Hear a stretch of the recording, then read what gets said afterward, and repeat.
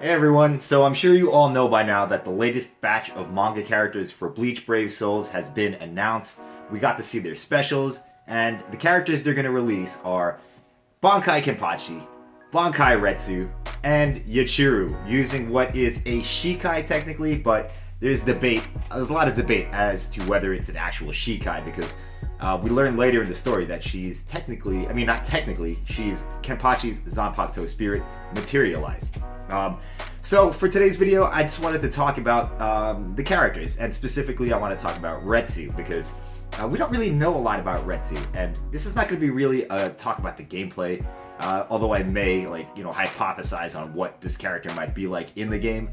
But for those of you who don't know about the character of Retsu, maybe you'd be interested in this. So we're just going to freestyle it, guys. I don't have any outline of topics I want to discuss about Retsu. So it might be all over the place, but you still might get some good information about it. And, for those of you who haven't read the manga, maybe it'll encourage you to check it out. So, Retsu, we all know that she is the captain of the 4th Division. Now, the 4th Division is the healing division. They're a support unit, and for most of the story, they're pretty much looked down upon by at least the more battle-centric squads, like Squad 11, for example. And we see this in several little parts of the manga and the anime, where the Squad 11 guys, they pick on the Squad 4 guys, and because the Squad 11 guys are all the the freaking battle-crazed lunatics, which is I don't know why they would pick on the healing division, because the healing division is the one that, when they get wounds or injuries, the healing division is the one that patches them up. But since they don't fight, that's why they get looked down upon by Zaraki's squad. The exception to this is Retsu, the captain of that division. Anytime she shows up, all those tough guys that are picking on her squad members, they're like, "Oh my God, we're sorry, Captain Unohana. We were just leaving. We were just they like boning out, because they're afraid of Retsu." And this is a theme that is, it pops up again and again throughout the story. Retsu, she seems like, on the surface, she seems like, this motherly type of figure. She's a very kind-looking, drawn in a very kind-looking fashion. She's got the smile all the time, and the eyes. She doesn't look like she would be able to fight, but there are instances. For example, there's one part where Jushiro and Shunsui, I believe it's in a flashback, they're talking about they're going to a captain's meeting, and they're talking about, "Oh, is everyone here? Yeah, no, we're the oldest captains here."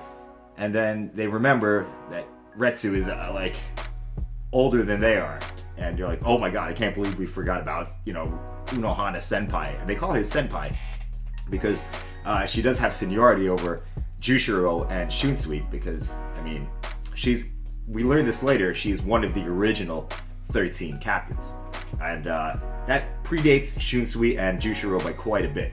She was in the original 13 captains with Yamamoto back in the day, and I'm assuming the original 13 squads, maybe some of the Royal Guard was in it. So obviously she's very capable of holding her own in a battle. And even when Ichigo tries to there's a part where I remember Ichigo is coming back from Hoiku Mundo, and Retsu is accompanying him to heal his wounds as they run through the Dangai. And Ichigo's in the front, and he's making the Reishi path, but he's not doing a very good job of it. And Retsu's behind, and she has to jump over kind of the holes in the path that Ichigo has created. And she's like, they show a clip of her, and she's smiling, and she's like, "Ichigo, why don't you let me take the lead and I'll make the path?" And Ichigo is like, no, I got this. And then you just see a close-up on Retsu's face, and she's still smiling, and she says, "No, Ichigo, I insist, I'll make the path." And you see Ichigo's face, like he knows that she's, she's smiling and she looks, sweet, but he knows that she's serious about this, and he should probably not argue about it. So even he can sense that Retsu is more than what she seems. She's a scary individual. She's referred to as a scary individual several times, whereas as us as the audience, we see this character and we're like, what, this motherly, kind-looking figure, how could she be scary? So Kuba does that several times. I can't think of all the examples off the top of my head where he says this, where people say this about Retsu, but it's there in the manga, guys. People know that she's a badass, and they don't want to mess with her. All right, so towards the end of the manga, we do learn more about Retsu, and there's a flashback, and her story is closely tied to Kenpachi, and there's a flashback where Retsu is, she's back in the day, in the old days of the original 13 squads, I'm assuming, or maybe it's not the original, but before the story takes place, and Zaraki's actually still a child at this point. He's a very young, if you know anything about Zaraki, where he came up from was the Rukon guy, so he was just like a vagrant, and he was just wandering around, fighting people, because that's what Zaraki is. He's just a crazed maniac. He loves fighting. I don't know if he's a maniac. Well, he is a maniac, but he just loves fighting, and that's what he does. He just goes around. He's in poverty. He's wearing rags, and for some reason Retsu was out there in the Rukon guy. I don't know. The people that were her subordinates, they were like saying, oh, well, we haven't found anyone strong enough for you to fight. So maybe she was out there looking for strong opponents to fight.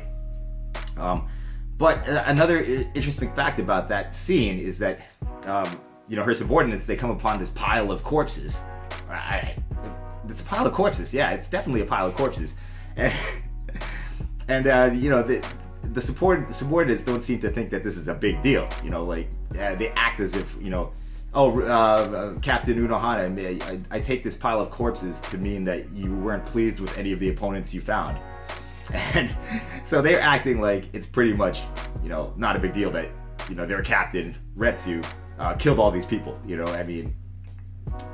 They act as if it's like commonplace, Retsu doing something like this. So that's a hint into her past.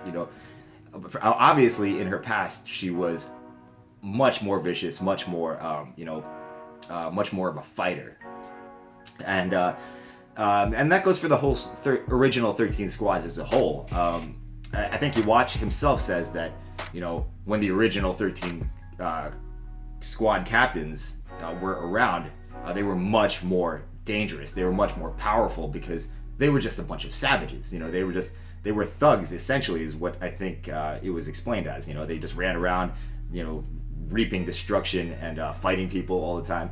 It wasn't like what you see at the beginning of the story, where it's an ordered installation, ordered organization. I'm sorry, that is meant to police the hollows and protect the Serite and the human world as well. So back in the day, before it became what we know now, the 13 captains were just a bunch of hoodlums, thugs. They just ran around killing people. And Unohana was part of that, and so was Yamamoto. The title of Kenpachi. Kenpachi is not Zaraki Kenpachi's name. It's more of his title, and it became his name as well.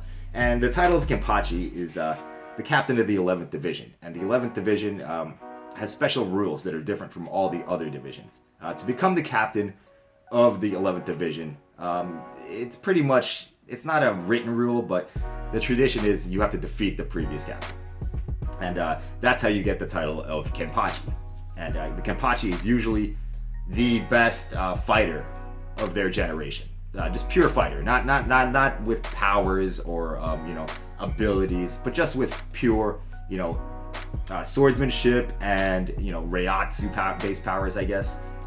That is the Kenpachi, and there's only one in every generation, supposedly. So, when we start the story, Zaraki is already the Kenpachi. So, obviously something must have happened where Retsu gave up her title of Kenpachi to become a healer. And my hypothesis on this is that, maybe the original 13 captains, or, at some point in the past, maybe not the original 13 captains, but Yamamoto was involved in this decision to make Retsu step down from, I would say combat duty, because, and this is just a hypothesis, guys, this is not confirmed at all, but, maybe it's because she was too bloodthirsty and too battle crazed that, Yamamoto didn't want her out there as a fighting captain because maybe she was mentally unfit to be a combat unit, even though she is very powerful.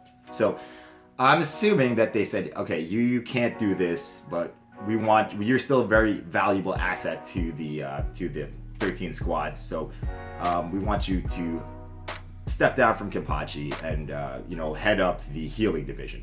I don't know if Retsu learned healing after she was transferred to the healing division or before. I'm assuming it's before. Because she does say at one point in her battle with Kenpachi, the duel, that she learned healing so that she could fight more. It was kind of, a means to an end. So she learned to heal herself so she could, fight more. I mean, I don't know how else to explain it, but that was her original reason. And she apparently got very good at it. So, maybe that's the reason why they transferred her over to the healing division, to focus on that. They don't want her on the streets. Like, you don't want like a wild dog on the streets. So apparently that's what Retsu was, and that's how she ended up in the 4th division. So I'm assuming that the title of Kenpachi, the Squad 11 leader, was then appointed, or I don't know how it came about. They never explained it, but she was forced, or maybe not forced, but kind of mutual agreement that she would not head up the 11th division any longer. So an interesting thing about her powers is that we don't know her combat powers is that we don't know what they are.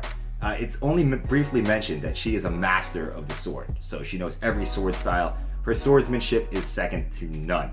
So as far as her Bankai though, we don't know exactly what that does either, guys. And it does look visually very interesting. And there's quite a bit of debate on this. We do see a scene where she releases her Bankai, Minazuki, and there's a scene where Kenpachi and Retsu are dueling, and they're both skeletons. And a lot of people took that literally, like her Bankai is some kind of acid that melts your flesh.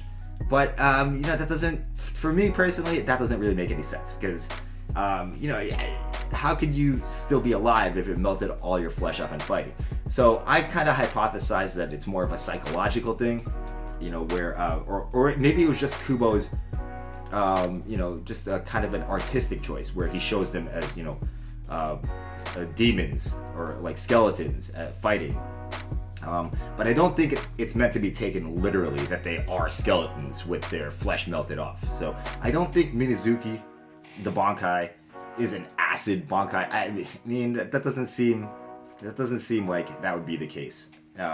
Also because Retsu herself is in a skeletal form in this flashback as well. Not flashback, but in this duel. So I think it has something to do with the mind. Maybe it makes you hallucinate, or I don't know, maybe it's meant to instill more fear into the enemy or something along those lines. I really don't know exactly. Nobody really does except for Kubo, but either that or, like I said, it's kind of a metaphorical thing in his art presentation, if you guys get my drift on that. I don't know if I explained it well, but that's as best as I can do for that example. Because the Shikai Minazuki, it's nothing like the Bankai. It's just it's a huge flying manta ray, and we don't know what it does exactly, but we do know that if you are placed in Minazuki's mouth, if he eats you, that you'll get healed inside. So that's all we really know about it for now. It can fly. It's huge. I don't know if it can fight at all. I don't see it as a particularly effective combatant. Because if you were to use that Minazuki, I'm sure like every other Soul Reaper could defeat it easily. So every other captain level Soul Reaper, at least. So Retsu, we don't really know a lot about her Bankai. Now she does have a very interesting backstory, and for the amount of screen time she had in the manga, she's actually a pretty decently developed character. Now the battle with Zaraki, I guess we'll just go over that real quick so you get the full picture of who Retsu is. Zaraki and Retsu apparently have quite a bit of history, and this goes back to when Zaraki was a child and Retsu was a bloodthirsty captain, who just wandered the Rukon guy looking for opponents. In a way, Retsu back in the day was like kind of like what Zaraki is now. And so apparently she was doing her thing, wandering the Rukon guy looking for opponents, and she ran across Zaraki as a child, and they had a battle, and the battle, Retsu came out victorious, but she was wounded by Zaraki, which is amazing. And this homeless child was able to wound one of the, if not the best swordsman in the Serete. I think it was widely known that Retsu was the best swordsman. And for Zaraki to be able to inflict a wound right here, right under her neck, where Retsu covers it with her hair, and we didn't know that until the end of the series, is quite a huge accomplishment. I mean, guys, think about that. That's like some freaking street trash, little kid beating up, Conor McGregor in a street fight. Conor would still win, but he would be like beat up a little bit. I think people would be shocked. And it was at that point that Retsu, she realized that child, Zaraki, was fitting of the title Kenpachi, because he was just a naturally gifted fighter. Not skill-wise, but maybe instinctual fighting and savagery maybe. But he was a very formidable opponent, and Retsu actually realized that he was superior to her at that point. Even though she won, she still realized that he had more latent ability. And this is where Kenpachi began to, subconsciously restrict his fighting ability. And that is the whole point of the duel that she had with him, was to break that shackle, break that subconscious limiting of his own power. The best way I can explain it, guys, is, if you play, say your little brother in basketball, right? And he's way littler than you, and you're not gonna go all out. You're not gonna try to be freaking try-harding and trying to win against your little brother, because he's just not as good as you at basketball. And this is what Zaraki was doing with Retsu. Zaraki probably could have defeated Retsu, but he didn't want to defeat her because he wanted to keep on fighting, if that makes sense. So this all happened subconsciously. Zaraki didn't think, oh, I better hold back because I don't want to kill this opponent. She's actually pretty good. This went on without him thinking about it. He subconsciously, didn't fight as hard, and this is the way he became throughout the rest of his throughout his life and towards where we first see him. And it's evident in the fight with Ichigo as well. I mean, do you really think Ichigo could have defeated Zaraki if Zaraki was at 100%? There's no way. There's no way that could have happened. But Zaraki will limit himself to the level of his opponent subconsciously. So just so he can enjoy the fighting more. And he's not aware of this. And that is what Retsu, she calls it her sin, was, she was the one who caused this. She was the one who caused Zaraki to be like this, because she was too weak to fight him at his full power. So I hope I explained that well, guys. It's a very complex dynamic between the two of them. And in the final duel that they have, that is what Retsu's trying to do. She's trying to break that subconscious shackle on Zaraki so he can fight at 100%. And the only way to do that is to fight him and make him fight harder and harder. So the battle was very strange. She would inflict mortal wounds on him and then heal them, and then he would come back a little bit stronger. He would release more of his potential, and she kept doing that. And every time she would inflict a mortal wound on him, she'd heal him, and he would come back even stronger. So doing that and doing that and doing that until Zaraki was too powerful for her to handle anymore, and he killed her. So that is the story of Retsu.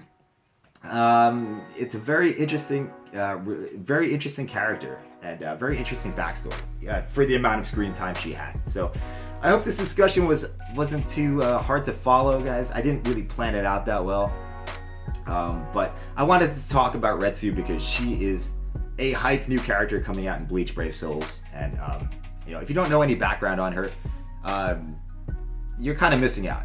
Bottom line, you're not going to be as excited for her as those of us who do know her backstory and know like how badass she's gonna be. And I guess if it, to bring it back, to tie it back into the game, Retsu being a master swordsman, I think that she'll be a NAD character. I think she'll have flurry. She, being a master swordsman, I'm assuming you have like very fast and accurate strikes. And she's not really known for a huge, strong power. I mean, she's not really known that much at all, but I'm assuming as a swordsman that she wouldn't be known for just like these huge crushing blows like maybe a frenzy character would be. I will assume that she's going to have very high attack, possibly the highest in the game. She's probably going to have healing as well, which is going to be crazy if she's a flurry healer. And for the attribute, I kind of am going for mind or heart, and for Kenpachi to be the opposite. So if Retsu is mind, Kenpachi will be heart, and if Retsu is heart, Kenpachi will be mind. If you get what I'm saying, because they should be opposed to each other. Anyway, that's all I have for this video, guys. Let me know what you think. Let me know if I got anything wrong. I don't think I did.